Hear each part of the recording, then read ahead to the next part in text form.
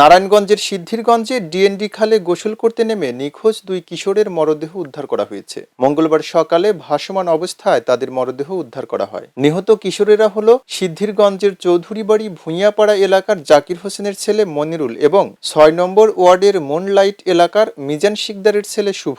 তারা একটি মাদ্রাসায় যথাক্রমে ষষ্ঠ ও সপ্তম শ্রেণীতে পড়ত।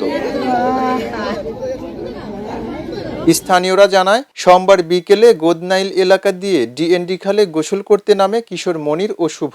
এক পর্যায়ে তারা পানির নিচে তলিয়ে যায়। খবর পেয়ে পরিবারের সদস্যরা তাদের খোঁজাখুঁজি করেও কোনো সন্ধান না পেয়ে ফায়ার সার্ভিসে খবর দেয়। রাতে ফায়ার সার্ভিসের সদস্যরা খালে তল্লাশি করে। সকালে খালের পানিতে দুই কিশোরের মরদেহ ভেসে ওঠে। খবর পেয়ে পুলিশ নিহতের মরদেহ উদ্ধার করে।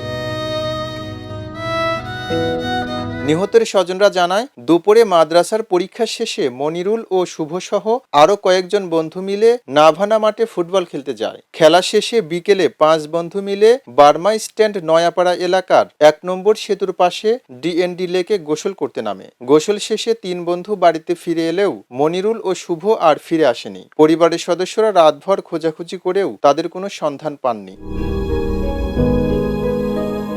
সিদ্ধিরগঞ্জ থানার উপপরিদর্শক মাসুম বিল্লাহ জানান, দুটি মরদেহ পরিবারের কাছে হস্তান্তর করা হয়েছে। দুর্ঘটনায় দুই কিশোরের মৃত্যুতে নিহতের পরিবার ও এলাকায় শোকের ছায়া নেমে এসেছে।